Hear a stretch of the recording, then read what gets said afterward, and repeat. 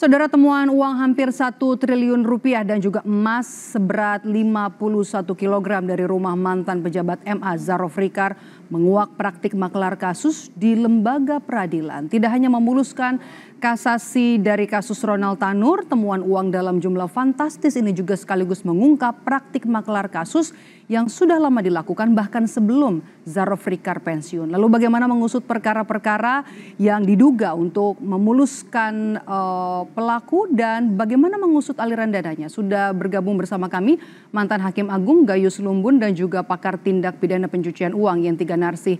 Selamat petang Pak Gayus, selamat petang juga Bu Yenti dengan Maidop di sini. Ya, selamat petang. Saya mau ke Pak Gayus dulu. Kalau kita lihat dari kasus Ronald Tanur ini kan kita bisa lihat ya, jual beli perkara mulai dari pengadilan yang paling tinggi, pengadilan, kemudian juga sampai ke Mahkamah Agung.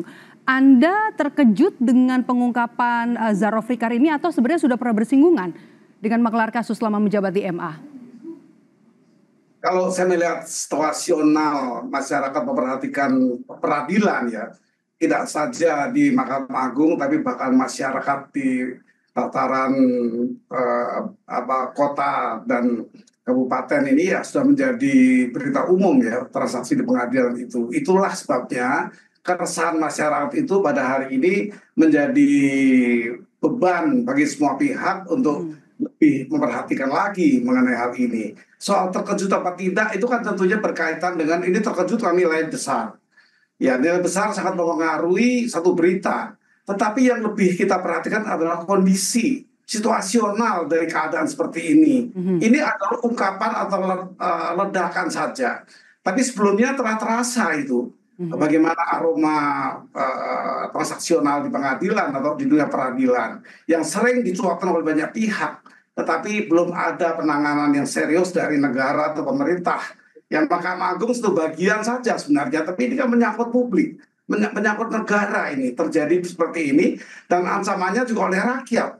Kalau kekecewaan rakyat terhadap peristiwa seperti ini ya, yang saya khawatir nanti ingin adanya satu keadilan jalanan ya, street justice yang diharapkan nanti, dan itu berbahaya untuk sebuah negara terhadap bagaimana keamanan bisa dijaga kalau masalah sudah diberikan kecewa pada pengadilan. Dan ini momentum bagi saya, tidak besar kecilnya, tapi momentum dari keadaan yang harus diperhatikan oleh masyarakat, terutama oleh pimpinan negara dan pimpinan lembaga peradilan, itu Mahkamah Agung.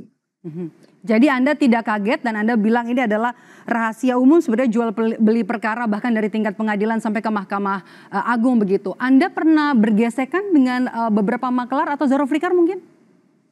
Saya tidak perlu menceritakan kondisi pribadi saya. Mungkin tentu ya saya bicara. Yang bicara itu masyarakat. Bahwa masih banyak hakim agung yang baik. Kalau saya sebut satu nama yang sudah almarhum. Yang masih hidup juga banyak ya. Pak Artijo Alkostar misalnya. Itu satu tokoh yang bisa membuktikan. Yang bisa menjadi pandangan utama bahwa hakim masih banyak yang baik. Tetapi kejadian ini yang besar adalah angkanya besar. Tapi bagi saya peristiwanya lebih perlu dipahami. Oke, nanti kita akan ke sana Pak Gayus. Saya mau ke Bu Yenti dulu. Bu Yenti, kalau kita lihat Zarof ini kan pegang uang yang angkanya fantastis, 51 kilogram emas, kemudian juga ada uang 1 triliun. Uangnya ini juga tunai dalam beberapa pecahan mata uang asing. Anda lihat dengan uang cash sebanyak itu, perkara apa saja yang kemudian dikondisikan dan juga peran dari Zarofrikar seperti apa? Ya, terima kasih. Ya, kalau saya terus terang aja terkejut ya. Terkejut itu bukan berkaitan dengan perkaranya, tapi berkaitan dengan ada seseorang yang sekarang ini terindikasi, tersangka, melakukan korupsi. Korupsinya berupa apakah nanti gratifikasi atau menerima suap yang sudah hampir lebih dari 10 tahun dan 2 tahun yang lalu pensiun dan uangnya itu ada di rumahnya gitu ya. Emasnya di situ. Artinya apa? Ketika yang bersangkutan itu nanti seandainya sudah terbukti dia melakukan korupsi, menerima dan bersamaan dengan itu kita akan melihat alirannya kemana juga. Artinya apa? Artinya pejabat Mahkamah Agung ini nampaknya sudah ancang-ancang menghindari TPPU gitu ya, karena kebanyakan uangnya tidak dibawa kemana-mana. Tapi saya yakin tidak semuanya itu disimpan, karena dari LHKPN itu kan ada tanah, ada mobil dan sebagainya. Jadi harus segera menggunakan TPPU agar nanti ini juga PPATK sedang menelusuri siapa saja sih yang menerima. Artinya selain hampir 1 triliun dan 51 kilogram emas ini, kan pasti ada yang lain yang banyak. Dan gini, yang paling penting begini ya Pak Gayus juga, ini kita berbicara awalnya dari Ronald Tanur. Kemudian ada yang ditengarai suap atau gratifikasi kepada pengadilan kan. Kemudian pada waktu kasasi juga, kemudian ini melibatkan karena pengacaranya yang dari pengacara vonis bebas, kemudian pengacara kasasi sama. Itu minta perantara, minta bantuan mafia kasus ini ke pejabat ini. Tapi pelaku utamanya kok nggak ada ya yang membayar, yang menyuap itu siapa kok belum muncul gitu. Yang menyuap agar Ronald Tanur itu bebas itu belum muncul. Padahal itu pelaku utamanya itu terlepas itu motivasinya dari mana? Apakah dari terdakwa pada waktu itu ya terdakwa kemudian dipidana ternyata bebas gitu ya. Kemudian dikasasi, tapi pasti yang bayar itu kan pasti bukan pengacaranya kan. Pengacara itu pasti hanya perantara untuk menyampaikan kepada hakim-hakimnya. Jadi kita ingin tahu juga masyarakat harus diedukasi bahwa pelaku utamanya berkaitan dengan Ronald Tanur itu siapa. Kemudian kita kembali karena ini membuka kotak vendor, ternyata ada pejabat yang menurut keterangan awal sudah sejak 2012. Ya, nah, itu. Dari 2012 hingga tahun 2024 ya Bu Yenti. Kemudian dari sisi penyidik bagaimana kemudian bisa membuktikan uang ini dari perkara apa, kemudian juga siapa mafia kasusnya, kemudian juga siapa-siapa saja majelis hakim yang diduga menerima uang dari maklar kasus ini? Ya ini tugas beratnya kan itu harus bongkar semua ya, karena kalau dalam pilar-pilar kelembagaan sistem integritas nasional itu sistem peradilan yang independen itu menjadi sangat penting. Jadi kita tidak akan bisa berjalan kemana-mana negara ini ketika banyak korupsinya, kan ini jadinya korupsi, banyak masalah hukumnya, tetapi pilar independen peradilannya sendiri justru korup. Ini pilar peradilan itu kan berarti kemungkinan kalau hakim sudah disuap atau menerima gratifikasi kemudian untuk merekayasa putusannya, itu bisa jadi bukan hanya hakim-hakimnya tetapi pengacara dan hakim ini bisa jadi juga merusak JPU-nya, merusak penyidiknya. Nah ini kan harus dibongkar semua. 2012 ini kan PPATK juga sedang menelusuri dan harus dicari 2012 itu dari masuknya PPATK itu ada aliran dana dari ZR ini kemana saja, hakim-hakim itu yang menangani itu kasusnya kasus apa saja. Artinya harus berani membongkar semua kasus yang pernah bersinggungan dengan ZR ini. Saya mau ke Pak Gayus. Pak Gayus, Zarofrikar ini mengaku dari 2012 hingga 2024 ada praktik maklar kasus di sana, termasuk juga uang 1 triliun rupiah. Anda melihat praktik maklar kasus ini tidak tersentuh oleh pengawas di MA atau seperti apa? Pengawasan dan penindakan ini satu lembaga yang memang organ tetap di Mahkamah Agung maupun di luar Mahkamah Agung sebagai organ di luar ya, atau ini lembaga yang berada di luar Mahkamah Agung seperti Komisi Yudisial. Nah, untuk ini kita semua tahu dan sejak berdirinya sampai hari ini juga berperan aktif. Tetapi kan memang kejadian seperti ini tidak bisa dengan mudah diketahui sebelumnya.